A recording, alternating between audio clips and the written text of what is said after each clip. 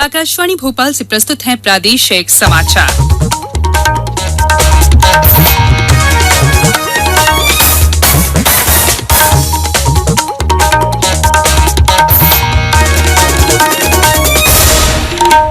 नमस्कार, समाचारों के साथ मैं संयुक्ता बैनर्जी। सबसे पहले मुख्य समाचार।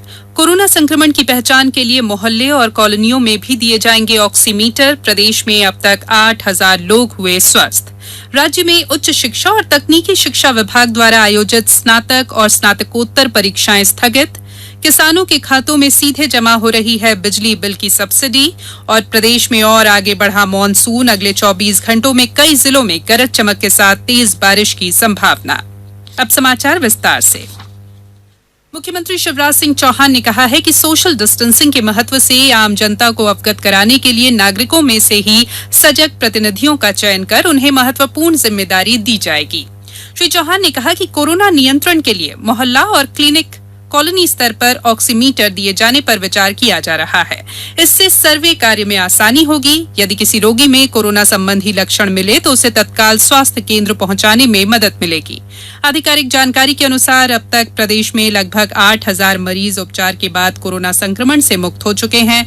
आज भोपाल में चिरायू अस्पताल से 42 मरीज स्वस्थ होकर घर लौटे। शाजापुर जिले में भी आज 19 मरीजों को अस्पताल से उपचार के बाद छुट्टी दे दी गई। मुरैना जिले में उपचार के बाद मरीजों के स्वस्थ होने का सिलसिला जारी है। जिले में अब तक 122 लोग स्वस्थ होकर अपने घर जा चुके हैं। आज भी जिला चिकित्सालय से 8 लोगों को उपचार के बाद संक्रमण मुक्त घोषित किया गया है। इसमें एक 95 वर्षीय महिला भी शामिल है जिन्होंने कोरोना से लड़ाई जीत ली है। इस बारे में बुजुर्ग महिला के पुत्र का कहना है, 95 साल की उम्र है इनकी और ये भी पॉजिटिव निकली। सब एकदम बढ़िया है, स्वस्थ महसूस कर रहे हैं। मेरी नातनी भी 5 साल की थी। हम 4 पीढ़ी थे सर इसमें। मेरे ख्याल से ऐसा आज तक नहीं हुआ होगा।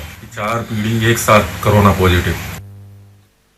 जिला चिकित्सालय मुरैना के civil surgeon doctor Ashok Gupta का कहना है कि हाल ही में जो 55 कोरोना जांच रिपोर्ट आई हैं, उनमें से 53 रिपोर्ट नेगेटिव है। हमारे हॉस्पिटल से 8 लोगों का डिस्चार्ज किया है जो पहले कोरोना पॉजिटिव आए थे। उनमें से एक महिला जिसकी उम्र 92 साल की थी, आज उसको भी डिस्चार्ज हुआ है। उनका स्वस्थ है, उसकी भी छुट्टी। गुना से हमारे संवाददाता ने बताया है कि कोरोना संक्रमण के नमूनों की जांच के लिए 2 नॉट मशीन को जल्द ही जिला चिकित्सालय में स्थापित किया जाएगा। इस मशीन से कोरोना संक्रमण की जांच का परिणाम उसी दिन मिल सकेगा। खंडवा जिला मुख्यालय में आज चिकित्सालय से 3 लोगों को स्वस्थ घोषित कर घर भेजा गया। श्योपुर में आज एक व्यक्ति कोरोना संक्रमित पाया गया। राजगढ़ जिले के ब्यावरा में सुठालिया रोड के आसपास के क्षेत्र को कंटेनमेंट क्षेत्र घोषित किया गया है। जबलपुर संवाददाता के अनुसार मेडिकल कॉलेज से आज प्राप्त जांच रिपोर्ट में 1 साल की बच्ची कोरोना पॉजिटिव पाई गई है। पूर्व में इस बच्ची के पिता भी कोरोना संक्रमित रहे हैं। पेश है एक रिपोर्ट। 40 बच्ची को मिलाकर जिले में पॉजिटिव मामलों की संख्या बढ़कर 310 हो गई है। हालांकि राहत की खबर यह है कि इस संक्रमण से ग्रस्त 241 मरीज यहां स्वस्थ भी हो चुके हैं और 13 कोरोना संक्रमितों की मृत्यु हुई है। बहरहाल जिले में एक्टिव केस अब 56 रह गए हैं। जबलपुर से मैं सुरभि तिवारी।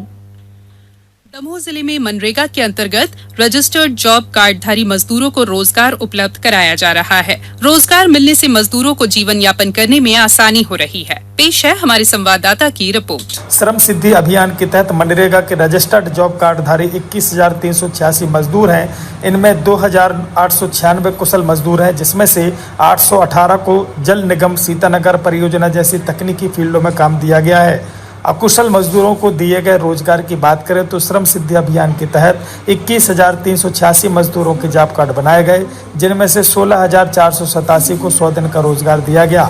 जिले में 18,532 अकुशल मजदूर हैं, जिनमें से 16,400 को रोजगार मुहैया कराया गया, जबकि 594 लोग अभी भी क्वारंटाइन है। प्रादेशिक समाचार के लिए दमोह से अनिल जैन। प्रदेश में उच्च शिक्षा और तकनीकी शिक्षा विभाग द्वारा आयोजित की जाने वाली स्नातक और स्नातकोत्तर पाठ्यक्रम की परीक्षाएं स्थगित कर दी गई हैं।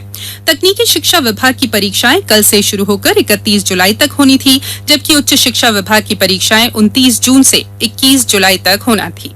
अब इन परीक्षाओं के लिए आगामी तिथियां जल्द ही घोषित की जाएगी।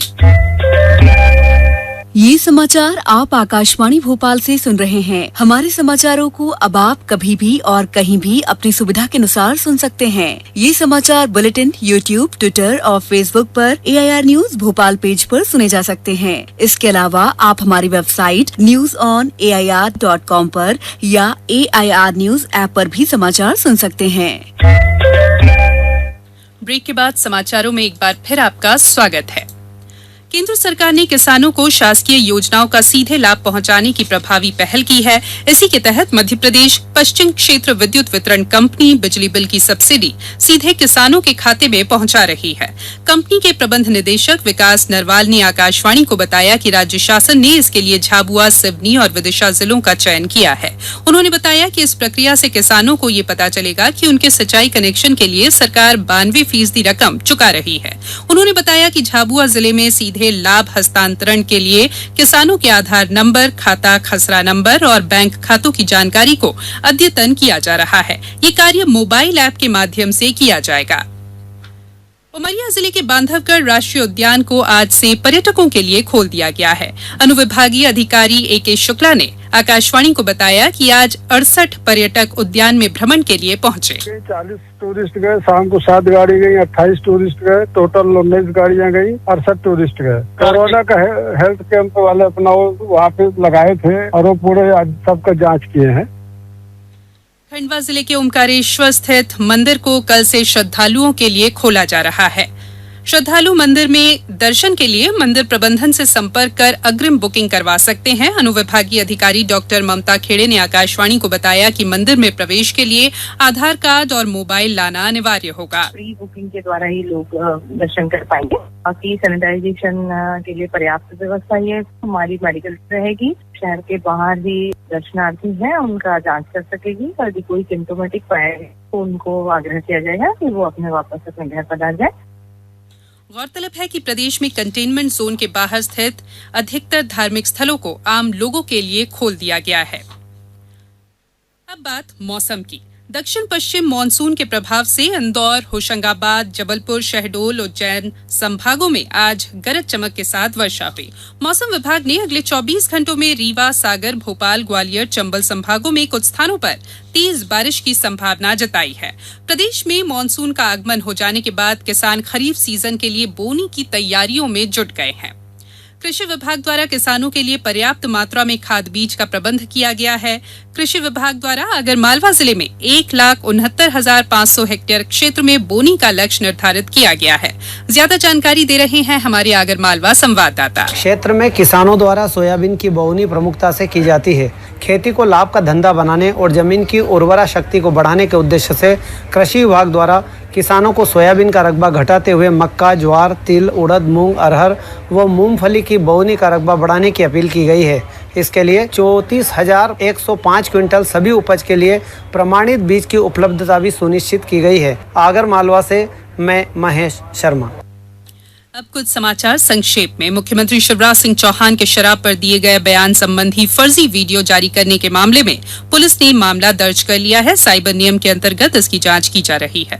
नारकोटिक्स ब्यूरो इंदौर द्वारा नशा मुक्ति के लिए ऑनलाइन नारा लेखन, चित्रकला और गीत प्रतियोगिता आयोजित की जा रही है। इसमें भाग लेने के लिए विद्यार्थी, युवा और नागरिक अपने नारे, चित्र और गीत 18 जून तक भेज सकते हैं। झाबुआ जिले में मलेरिया रोग के प्रभावी नियंत्रण के लिए कल से कीटनाशकों के छिड़काव का कार्य किया जाएगा। विदिशा जिले के गंजबासौदा बस स्टैंड पर आज दोपहर लगी आग से अनेक वाहन जल गए और दुकानों में रखा सामान नष्ट हो गया। मंदसौर जिले में आयुष विभाग द्वारा रोग प्रतिरोधक क्षमता बढ़ाने और योग से तनाव मुक्ति के लिए जागरूकता कार्यक्रमों का आयोजन किया जाएगा। केंद्र सरकार के ट्यूलिप इंटर्नशिप प्रोग्राम अंतर्गत सागर में पात्र छात्र छात्राओं को स्मार्ट सिटी लिमिटेड द्वारा इंटर्नशिप कराई जाएगी। होशंगाबाद जिले में मनरेगा के अंतर्गत जॉब कार्डधारी मजदूरों को अधिक से अधिक रोजगार उपलब्ध कराए जाने के निर्देश कलेक्टर ने दिए हैं और खरगोन जिले में त्रिस्तरीय पंचायतों की फोटो युक्त मतदाता सूची का सभी पंचायतों में 1 जुलाई को सार्वजनिक प्रकाशन किया जाएगा। ये सूची आमजनों के निरीक्षण के लिए उपलब्ध रहेगी। अंत में बुलेटिन के मुख्य समाचार एक बार फिर। कोरोना संक्रमण की पहचान के लिए मोहल्ले और कॉलोनियों में भी दिए जाएंगे ऑक्सीमीटर। प्रदेश में अब तक 8,000 लोग हुए स्वस्थ। राज्य में उच्च शिक्षा और तकनीकी शिक्षा विभाग द्वारा आयोजित स्नातक और स्नातकोत्तर परीक्षाएं स्थगित। किसानों के खातों में सीधे जमा हो रही है बिजली बिल की सब्सिडी। और प्रदेश में और आगे बढ़ा मानसून, अगले 24 घंटों में कई जिलों में गरज चमक के साथ तेज बारिश की संभावना। इस बुलेटिन में इतना ही। घर में रहिए, सुरक्षित रहिए और सुनते रहिए आकाशवाणी। नमस्कार।